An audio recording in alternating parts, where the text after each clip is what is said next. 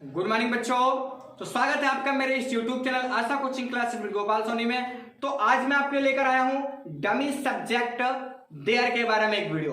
तो dummy subject there क्या होता है, इसके रूल्स क्या होते हैं, किस प्रकार से सेंटेंस होता है डमी सब्जेक्ट इट या देयर का प्रयोग जहां करते हैं। तो आइए सारी चीजों के बारे में हम जानते हैं आज के इस वीडियो में। इससे पहले मैं बच्चों बता दूं, इससे पहले मैंने डमी सब्जेक्ट इट के बारे में भी वीडियो अपलोड किया है कि डमी सब्जेक्ट इट क्या होता है, उसके बारे में मैंने सारी चीजें बताई हैं। इस वीडियो को स्टार्टिंग करने से पहले मैं आपके छोटी सी डाउट्स क्लियर करना चाहता हूं। देखिए, इट का प्रयोग और देयर का प्रयोग कैसे कहां होता है, इसके बारे में जान लीजिए। इट का प्रयोग कहां करते हैं, जब किसी बात पर जोर दिया जाए। याद रखिए, जब किसी बात पर जोर दिया जाए और सब्जेक्ट ना हो तो वहां पे हम प्रयोग करते हैं क्या, इट का प्रयोग करते हैं। लेकिन जब किसी चीज का होना पाया जाए, किसी सेंटेंस से किसी चीज का होना पाया जाए, तब वहां किसका प्रयोग करते हैं, हम देयर का प्रयोग करते हैं। तो याद रखिए, जैसे मैं फॉर एग्जांपल जैसे कहा जाए झूठ बोलना पाप है, हिंदी पढ़ना कठिन है, तो इसमें क्या बात पर जोर दिया जा रहा है कि झूठ बोलना पाप है। तो यहाँ पे बात पे जोर दिया जा रहा है, तो इससे क्या लग रहा है कि इसमें सब्जेक्ट भी नहीं है और बात पे जोर भी दिया जा रहा है, तो दोनों शर्तें लागू हो रही है। तो यहाँ पे किसका प्रयोग करेंगे बच्चों, इट का प्रयोग करेंगे। देयर का प्रयोग के लिए एग्जांपल जैसे कहा जाए कि जंगल में मोर है, तो जंगल में मोर अर्थात जंगल में मोर का होना पाया जा रहा है। तो जंगल में मोर का होना पाया जा रहा है, इसमें कोई बात पर जोर नहीं दिया जा रहा है, ठीक। तो जंगल में मोर है ऐसा कहा जा रहा है। तो जब किसी चीज का होना पाया जाए और सब्जेक्ट ना हो तो वहां किसका प्रयोग करते हैं, देयर का प्रयोग करते हैं। तो आइए देखते हैं आज के इस वीडियो में किस तरह से हम डमी सब्जेक्ट देयर का प्रयोग करते हैं, इसके रूल्स क्या होते हैं, इसको पहचानने के कैसे, इन सारी चीजों के बारे में जानने के लिए वीडियो के अंत तक बने रहिए बच्चों। आइए बच्चों जानते हैं ये होता क्या है। जैसे मैंने यहाँ पर देखिए लिख भी दिया है कि ऐसे वाक्य जिनमें किसी बात का होना या ना होना पाया जाए, ऐसे वाक्य जिनमें किसी बात का होना या ना होना पाया जाए और उसमें सब्जेक्ट ना हो तो वहां किसका प्रयोग करते हैं बच्चों, डमी सब्जेक्ट देयर का प्रयोग करते हैं। इसको डमी सब्जेक्ट भी कहते हैं या एम्प्टी सब्जेक्ट भी कहते हैं। याद रखिएगा बच्चों, जैसे कुछ वाक्य दिए गए, इसमें कोई फार्मूला आपको नहीं यूज करना है, बस बात याद रखिए कितनी, दो बातें आप याद रखिए, आपको ये बहुत अच्छे से समझ में आ जाएगा। आप ट्रांसलेशन कभी लाइफ में आप नहीं भूलोगे। पहली बात क्या कि हम इसमें जानेंगे कि कहां पे बात का होना या ना होना पाया जाए, इसको हमें पहचान जरूर करना है। तो यहां पे देखिए कक्षा में 50 छात्र हैं, अर्थात क्लास में 50 छात्रों का होना पाया जा रहा है। तो होना पाया जा रहा है बच्चों, तो इसमें किसका प्रयोग करेंगे, देयर का प्रयोग करेंगे। इसके लिए क्या करते हैं बच्चों, सबसे पहले हम देयर लिख देते हैं। अफर्मेटिव सेंटेंस में क्या करते हैं, सबसे पहले देयर लिख देते हैं। अब क्या करना है, अब हम देखेंगे कि जो चीजें हो पाई जा रही हैं वो सिंगुलर है या प्लूरल है। अब 50 छात्र पाए जा रहे हैं बच्चों, कितने छात्र पाए जा रहे हैं, 50। तो ये क्या होंगे, सिंगुलर या प्लूरल, क्या होंगे बच्चों, प्लूरल होंगे। तो प्लूरल होते हैं तो हम जब इज एम आर में से कोई चीज हमको सिलेक्ट करना होता है तो प्लूरल लेकर लगाते हैं, आर लगाते हैं। तो यहां क्या हो जाएगा बच्चों, देयर आर। जो चीज पाई जा रही है अगर वो सिंगुलर है तो प्रेजेंट टेंस में हम इज का प्रयोग करेंगे, और अगर वो प्लूरल है तो हम क्या करेंगे, आर का प्रयोग करेंगे। इस चीज को याद रखिएगा। तो देयर क्या होगा, देयर आर। अब उल्टा ट्रांसलेशन चालू कर देना है, वही उल्टी गिनती। क्या करना है हमको, देखिए यहाँ पे है कि जी हाँ आर तो मैंने पहले से लिख ही दिया। अब क्या लिखना है आपको, 50 छात्र। तो 50 छात्र की अंग्रेजी क्या हो जाएगी यहाँ बच्चों, 50 स्टूडेंट्स। 50 स्टूडेंट्स हो गया। अब इसके बाद क्या आगे क्या बच रहा है बच्चों, कक्षा में। उल्टा ट्रांसलेशन हमको करते चलना है। अब बचा क्या, कक्षा में, तो यहाँ इसकी अंग्रेजी क्या हो जाएगी, इन द क्लास। क्या हो जाएगा बच्चों, इन द क्लास। तो ये आपका क्या होगा, there are 50 students in the class. I hope आप लोग समझ गए होंगे। मैं आपको फिर से ये रिवीजन कर देता हूं। क्या रहेगा बच्चों इसमें, देखिए कक्षा में 50 छात्र हैं, तो क्या करना है, यहाँ पे किसी चीज का होना पाया जाए, सबसे पहले क्या लिख लेंगे बच्चों, देयर। अब अगर जो चीजें पाई जा रही हैं वो सिंगुलर होंगी तो इज लगाएंगे, प्लूरल होंगी तो क्या लगाएंगे बच्चों, आर लगाएंगे। और अगर ये चीजें पास्ट टेंस में है तो सिंगुलर होने पर वाज और प्लूरल होने पर क्या लगाएंगे, हम वर लगाएंगे। तो यहाँ पे प्रेजेंट की बात हो रही है तो यहाँ प्लूरल भी है, यहाँ क्या लगा दिया हमने, आर लगा दिया, तो देयर आर हो गया। अब उल्टी गिनती है के बाद क्या जाएगा, 50 छात्र। 50 छात्र की अंग्रेजी का 50 स्टूडेंट हो गया। अब आगे क्या बचा, कक्षा में, तो इस अंग्रेजी का लगा दिया हमने, इन द क्लास। अब आइए नेक्स्ट सेंटेंस देख लेते हैं। जंगल में एक शेर है। जंगल में कितना शेर है? एक शेर है भाई, एक शेर है। क्या हुआ? ये सिंगुलर हुआ। तो सबसे पहले क्या लिखेंगे बच्चों? हम देयर लिखेंगे। क्या लिखेंगे? सबसे पहले देयर लिखेंगे। अब यहाँ पे इज रहेगा कि आर? बच्चों क्या रहेगा? इज रहेगा। क्यों? क्योंकि यहाँ पे एक शेर पाया जा रहा और ये क्या है? सिंगुलर है। तो देयर इज एक शेर अर्थात a lion. There is a lion. आगे क्या? जंगल में क्या हो जाएगा? In the forest. There is a lion in the forest. तो आई होप आप ये दोनों समझ गए होंगे। अब आइए देख लेते हैं आगे।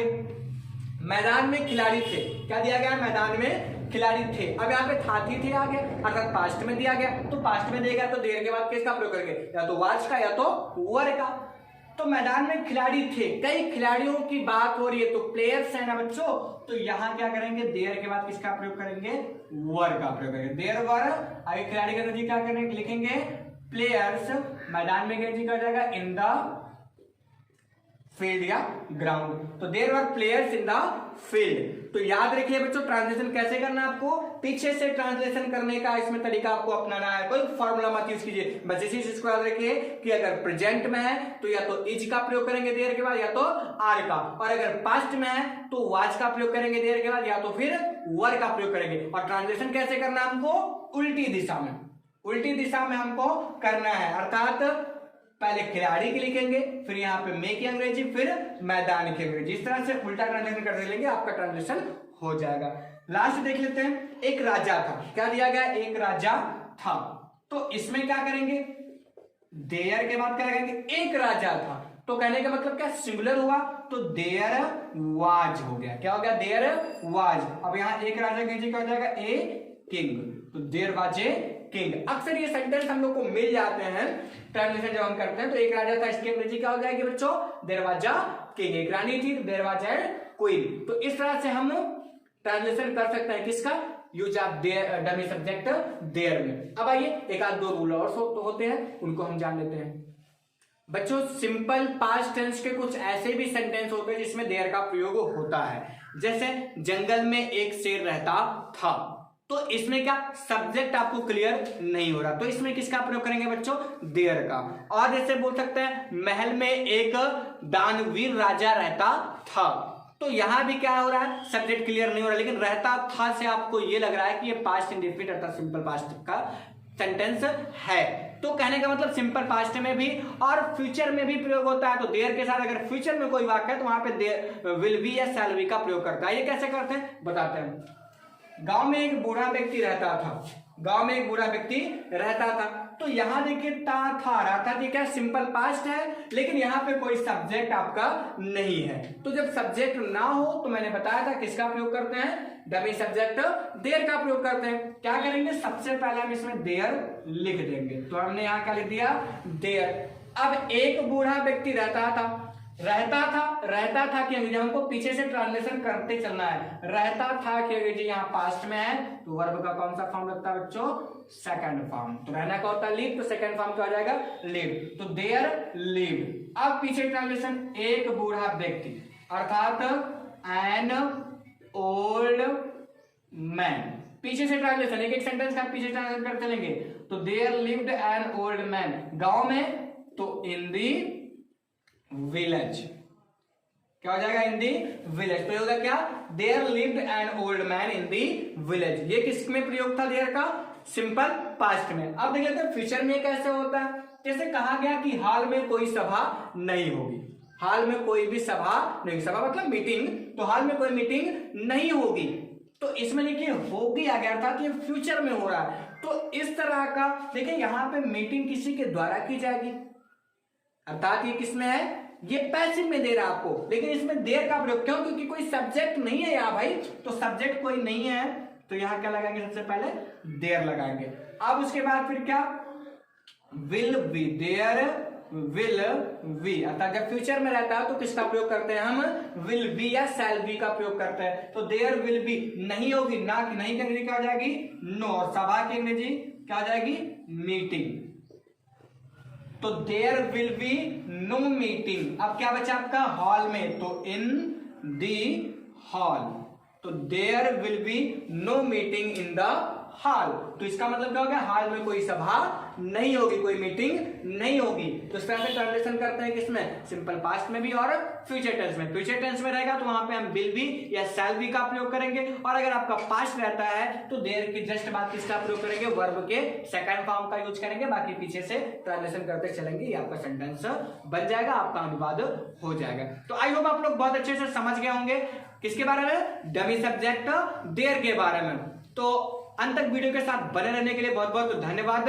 और एक बात और, अगर अभी तक आपने मेरे चैनल को सब्सक्राइब नहीं किया बच्चों तो चैनल को सब्सक्राइब कीजिए, और वीडियो अगर अच्छी लगे तो वीडियो को लाइक भी कीजिए। सब्सक्राइब करने के साथ साथ आप लोग बेल आइकन को भी प्रेस कीजिए। बेल आइकन को प्रेस करने से होगा क्या बच्चों, कि जो मेरी अपलोडिंग है, जो नेक्स्ट वीडियो की अपलोडिंग, जो मैं इस तरह से सारी चीजें आपके टॉपिक लाता रहता हूं आपके लिए, तो अगर मैं जब भी अपलोडिंग करूंगा तो उसका जो नोटिफिकेशन होगा वो आपके इनबॉक्स में मिलता रहेगा।